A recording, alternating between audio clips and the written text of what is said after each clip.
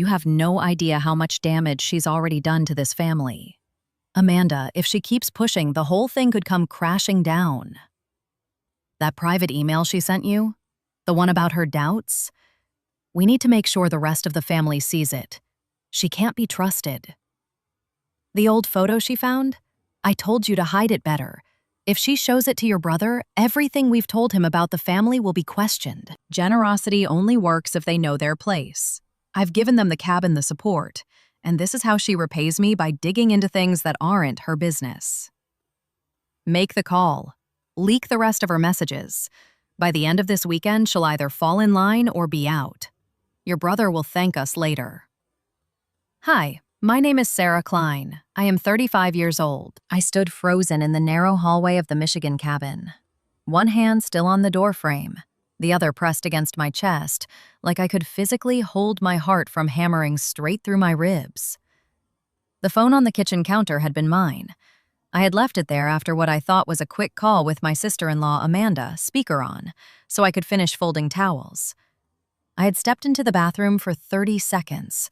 30 seconds was all it took for my mother-in-law Patricia to pick it up and keep talking like the line was still private. The words kept looping in my head, sharp and deliberate, each one landing exactly where she meant them to. She had been planning this. Not just the leaks, the whole weekend. The unplanned escape to the cabin had been her idea from the start, sold to my husband Michael as a chance for the family to reconnect after a stressful year. I had agreed because I wanted to believe we could be that family, the kind that laughed over board games and made memories that lasted. Instead, I was standing in a hallway, listening to the two people closest to Michael decide how to push me out. I forced my feet to move before anyone came looking. The cabin smelled like pine, and the coffee Patricia had brewed that morning. Everything looked normal. The quilt on the couch, the stack of board games on the shelf, the old framed photos along the mantel that I had spent the last 2 days quietly studying. One of them had stopped me cold yesterday afternoon, while Michael and his Aunt Eleanor were out on the lake. An old Polaroid of Patricia and her late husband at what looked like a much smaller, shabbier version of this cabin. On the back, in faded blue ink, someone had written, "This is the real story, not the one we tell the children." I had slipped the photo into my pocket without thinking. Now it felt like it was burning through the fabric. When I reached the kitchen, Patricia was standing at the sink rinsing a mug, her back to me. She turned at the sound of my footsteps and smiled the same warm smile she had given me the day I married her son. "Sarah, honey, you look like you've seen a ghost. Everything all right?" I opened my mouth, closed it. The words I had overheard were still too fresh, too jagged. If I said anything now, it would come out wrong. Chaotic. I needed to think. "I'm fine," I managed, "just tired from the drive." She tilted her head, studying me the way she always did when she thought I was being difficult. The drive argument yesterday wasn't ideal, I'll admit, but families fight. We'll get past it. The drive argument. On the way up from Chicago, Michael and I had disagreed about whether to tell his mother about the job offer I had turned down 2 weeks earlier. A role that would have meant more travel, more money, less time for the family events Patricia loved to schedule. I had said no because I knew how much those weekends mattered to her. Michael had been quiet the rest of the drive. Patricia had been the one to smooth it over when we arrived, telling me how generous it was that I put family first. Generous. The word tasted bitter now. I excused myself and went upstairs to the small bedroom we had been given. The door clicked shut behind me. I pulled the photo from my pocket and stared at the handwriting again. Then I opened the old laptop that had been left on the dresser. It was the family computer, the one everyone used when they came up here. No password. Patricia had never seen the need. The email thread was still there in the drafts folder, never deleted. Patricia to Amanda, time-stamped, 2 days before we left for the cabin. Subject: handling Sarah. She's asking too many questions about the old photos and the cabin deed. If she keeps digging, she'll find the discrepancies in your father's business success. We both know that story was never entirely clean. Leak the emails she sent you about her job doubts and the marriage stress. Frame it as concern from a worried sister-in-law. The rest of the family will see her as unstable before she can turn them against us. I'll handle Michael. Generosity has its limits. She needs to learn hers. My hands were shaking so hard I had to close the laptop. The controlled narrative they had built, the perfect family image Patricia maintained like it was her full-time job, was cracking. And I was the crack. I sat on the edge of the bed and tried to breathe. Part of me wanted to march downstairs and demand answers.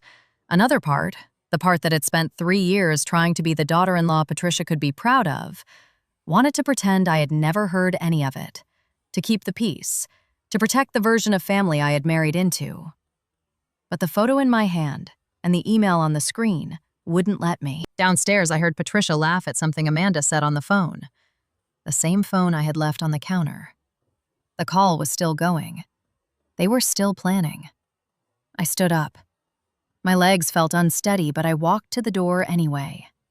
I wasn't going to let them decide what happened next without me in the room. If you've ever overheard a conversation that made you question everything you thought you knew about the people you loved, comment "healing" if this helped. I need to know I'm not the only one who felt the ground shift under their feet in one afternoon. I took a deep breath, slipped the old photo back into my pocket, and stepped into the kitchen before the words could bury me any deeper. Patricia was still at the counter, her phone, my phone, now resting face down beside the sink. She looked up with that same polished smile, the one that always made me feel like I was the one overreacting. "Sarah, there you are. Amanda and I were just catching up. You know how sisters get when they're planning these weekends." My sister-in-law's voice crackled faintly from the speaker before Patricia tapped it off. I forced my own voice steady. I heard some of it.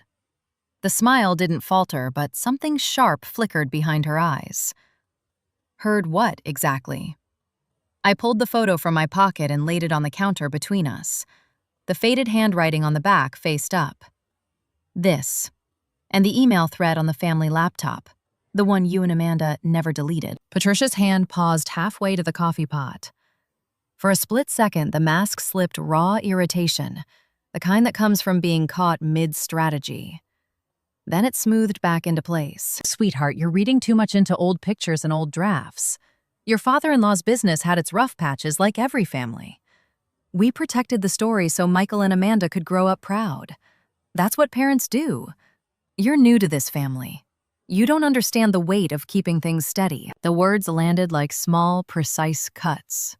I had spent 3 years trying to earn my place at this table, turning down the job that would have taken me away from these exact weekends, biting my tongue during the drive argument when Michael said his mother just wanted everyone together. Now the same generosity she had used to pull us here was being weaponized to shut me up. Before I could answer, the front door opened and my husband's cousin, Rebecca Torres, walked in, shaking rain from her jacket. She was the second new face this weekend. Patricia had invited her at the last minute to help with the cooking. Rebecca gave me a quick, awkward wave, then glanced at Patricia like she was checking for instructions. "Everything okay in here?" Rebecca asked. "Amanda texted me something weird about family emails. Said you might need backup." My stomach dropped. The leaks had already reached her. My private doubts about the marriage stressed the job I turned down the nights I had stayed up wondering if I would ever feel like I truly belonged. All of it was apparently circulating. Patricia didn't miss a beat. "Rebecca, honey, Sarah's just a little overwhelmed. New family dynamics can be intense.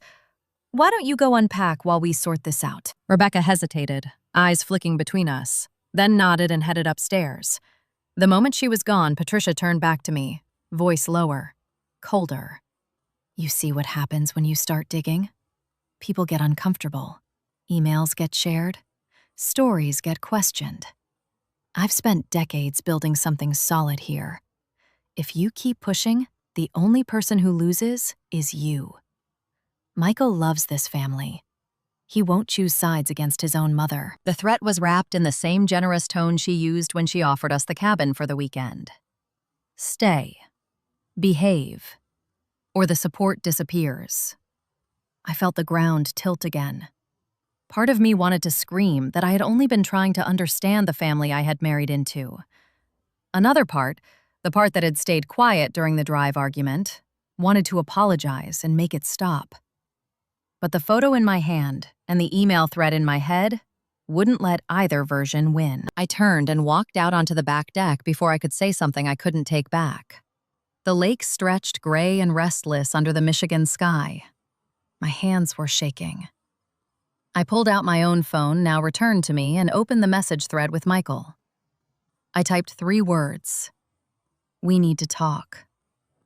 Then deleted them. Not yet. Not until I knew how deep this went. Back inside, I heard Patricia on the phone again, this time with someone named Robert Hayes. Her voice carried through the open window. "Robert, she found the photo and the drafts. Yes, the same ones. I need you up here tomorrow. Bring the papers we discussed. If she won't sign the agreement to stop questioning the family narrative, we move to the next step. Amanda's already handling the leaks on her end." My breath caught. Papers. Agreement. Next step. The controlled narrative was tightening around me like a rope I had helped tie myself. I slipped back inside and headed for the small study off the living room where the old filing cabinet sat. The drawers weren't locked. Patricia had never needed locks when everyone followed the script. I rifled through folders until I found one labeled Cabin Deed, Family Trust. Inside were documents dated years before I met Michael. Transfer papers, signatures, and a note in Patricia's handwriting. Protect the story at all costs. Generosity buys silence. A second folder held printed copies of my own emails to Amanda, highlighted in yellow. The ones where I had admitted feeling like an outsider. The ones where I wondered if Michael would ever see me as more than the woman who married in. I closed the drawer slowly. 2 mini cliffhangers had already hit in the last hour. Rebecca receiving the leaked messages, and Patricia arranging for Robert Hayes to bring legal papers tomorrow. The weekend was only half over. I stepped out of the study just as Amanda's car pulled into the driveway. My sister-in-law climbed out, phone in hand, and gave me a tight smile that didn't reach her eyes. "Sarah, we need to talk about those emails you sent me. Mom says you're upset, but spreading family business outside the circle isn't okay." The betrayal landed fresh and personal. Amanda hadn't just received the leaks, she was now using them against me. Before I could respond, Patricia appeared in the doorway behind me, arms crossed, the picture of concerned mother-in-law. "Girls, let's not do this on the porch where the neighbors can hear. Sarah, why don't you come inside and we'll sort this like adults? Or you can keep pushing and see how fast the rest of the family decides you're the problem." The choice hung in the air like a lit fuse. Stay silent and keep the fragile peace, or speak and watch the controlled narrative collapse around all of us, including the parts of the family story I had started to love. I looked at the two of them standing side by side, united by blood and decades of shared secrets. Then I thought about the photo in my pocket and the emails they had already weaponized. Whatever happened next, I wasn't walking back into that kitchen as the same woman who had arrived 2 days ago. I turned away from Patricia and Amanda on the porch and walked back into the cabin without another word. My legs felt heavy, but my mind was suddenly clear in a way it hadn't been since the drive argument 2 days earlier. That fight on the way up from Chicago had been about a job offer I turned down. Michael had said his mother needed us present for these weekends, that family came first. I had stayed quiet then because I wanted to believe I was choosing love over ambition. Now I saw the pattern. Every quiet choice I made had been another thread in the narrative Patricia controlled. The next morning, the rain had stopped, but the tension inside the cabin had thickened like humidity before a storm. Robert Hayes arrived at 10, briefcase in hand, wearing the same polite smile he used at every family gathering. He was Patricia's longtime friend, and the attorney who handled what she called family matters. I had met him twice before, and always felt like he was taking notes on me without ever writing anything down. Patricia gathered everyone in the living room, Michael, Amanda, Rebecca, and me, like we were about to sign a holiday card. She poured coffee like this was any other morning at the cabin. "Robert brought some papers that might help clear the air," she said, her voice warm and reasonable. "Sarah, you've been asking a lot of questions. That's natural when you're new. But questions have consequences. These documents simply formalize that we keep family business inside the family. Sign them, and we move forward. Don't sign them, and, well, some things become harder to share. She slid the folder across the coffee table.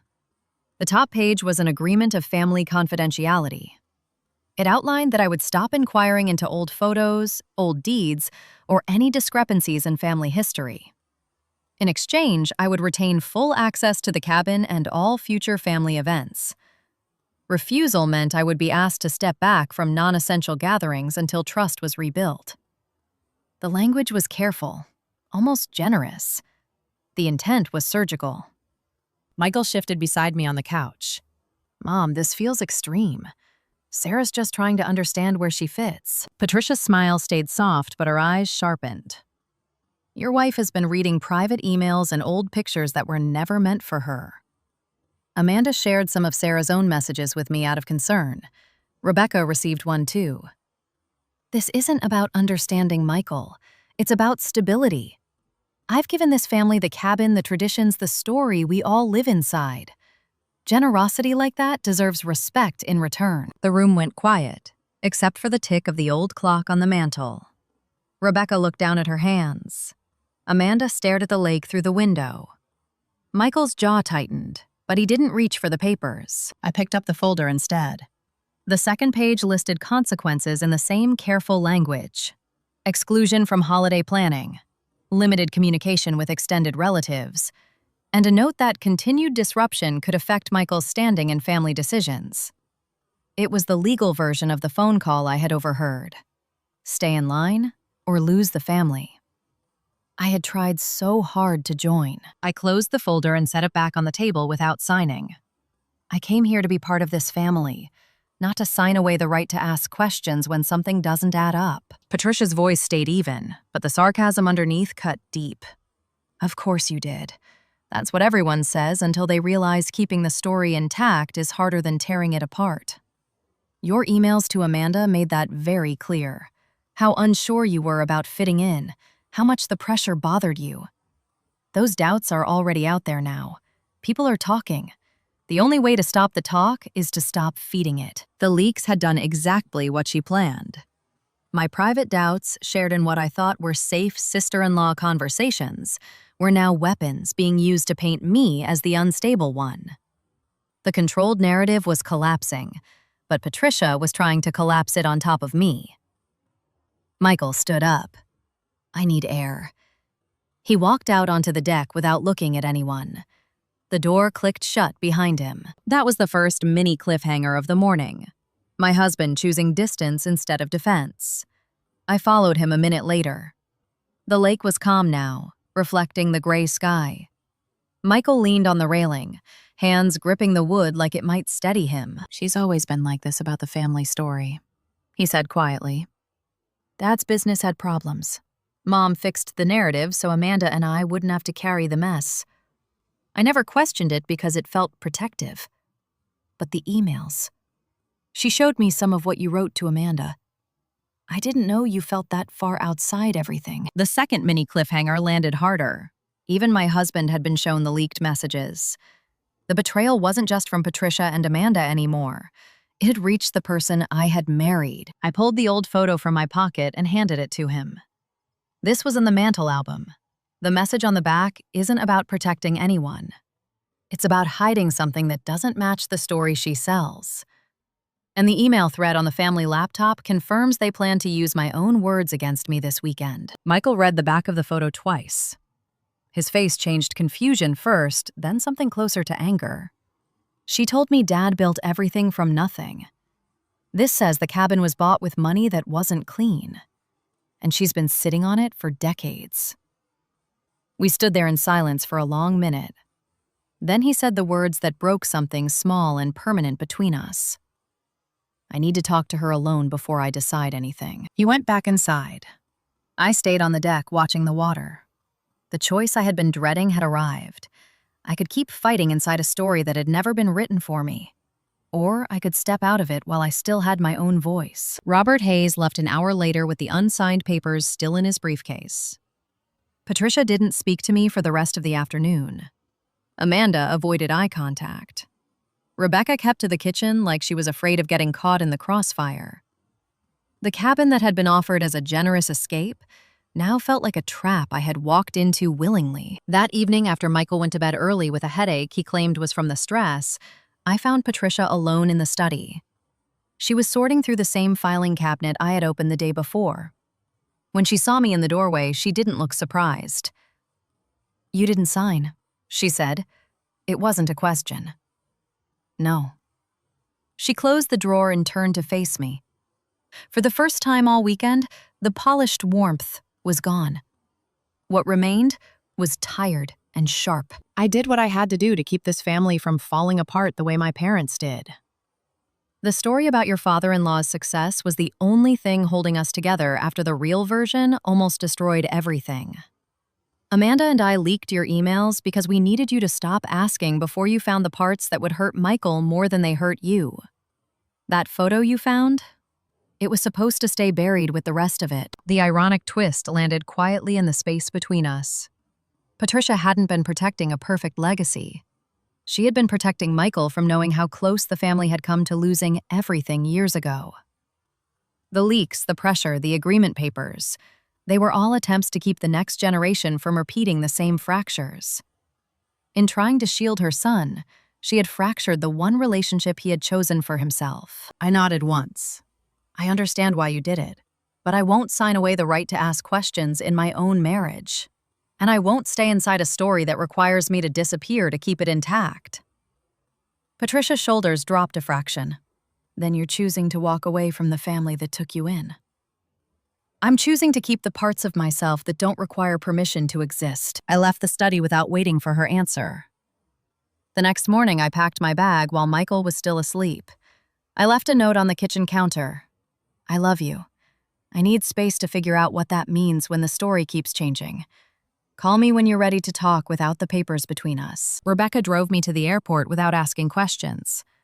Amanda sent one text as I boarded the plane. "I'm sorry it happened this way. I didn't know how far Mom would take it."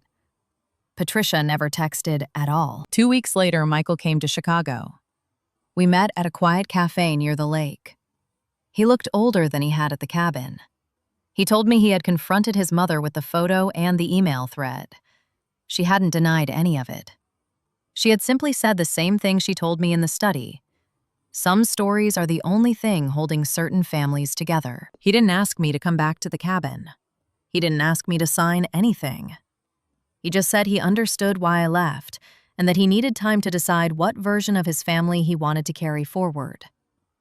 We parted on the sidewalk with a hug that felt like both a beginning and an ending. I still have the old photo. Sometimes I take it out and read the message on the back. The family story Patricia spent decades protecting did collapse, but not in the way she feared. It simply stopped being the only story allowed in the room. Michael and I talk every few weeks now. Careful, honest conversations that don't require anyone else's approval.